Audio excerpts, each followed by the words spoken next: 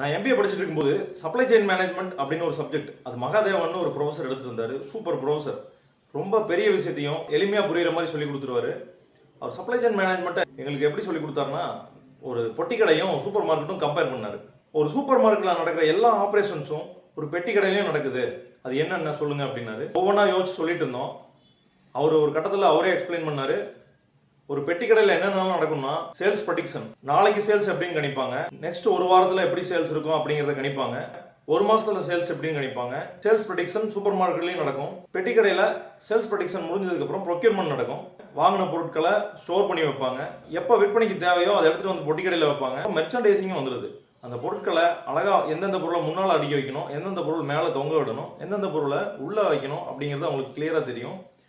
அதே மாதிரி super மார்க்கெட்ஸ்லையும் merchandising நடக்குது, ப்ரொக்யூர்மெண்ட் நடக்குது, ஸ்டோரேஜ் ரிட்ரீவல் எல்லாமே நடக்குது. இங்கேயும் அங்கேயும் சேல்ஸ் இருக்குது, மார்க்கெட்டிங் இருக்குது.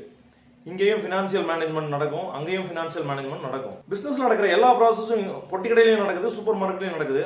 ஆனால் ஏன் பொட்டி கடை சூப்பர் மார்க்கெட்டாக மாறுறது கிடையாது? எல்லா சின்ன பிஸ்னஸும் பெரிய பிஸ்னஸ் ஆகிறது இல்லை. மோஸ்ட் ஆஃப் த பிஸ்னஸ் கடகடன்னு வளருவாங்க, ஒரு ஸ்டேஜில் ஸ்டக் ஆயிடுவாங்க. ஏன் அந்த மாதிரி ஸ்டக் ஆகுறாங்க? இதுக்கு மேஜராக ஒரு ரீசன் இருக்கு. என்னன்னா, மைண்ட் செட்.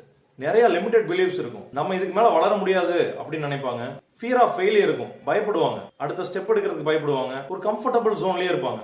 அதே மாதிரி கண்டினியூஸ் லேர்னிங்ல இருக்க மாட்டாங்க. லேக் ஆஃப் கான்ஃபிடன்ஸ் இருக்கும், நம்மளால பண்ண முடியாது இதையே அப்படின்னு நினைப்பாங்க. Lack of goal, lack of vision. Goal செட்டிங்கிறது கார்பரேட் கம்பெனிஸுக்கு தான், நமக்கு அதெல்லாம் தேவையில்லை, நம்ம வளர்ந்துக்கிட்டு தான் இருக்கணும்னு நினைப்பாங்க.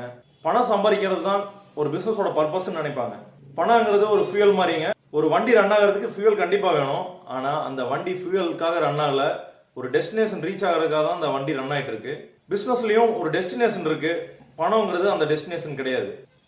இந்த லிமிடெட் பிலீஃப்ஸ், மித்ஸ் எல்லாத்தையும் உடச்சி வெளியே வாங்க, சொல்லி அடிங்க, சூப்பராக பிஸ்னஸ் பண்ணுங்க. வாழ்த்துக்கள்.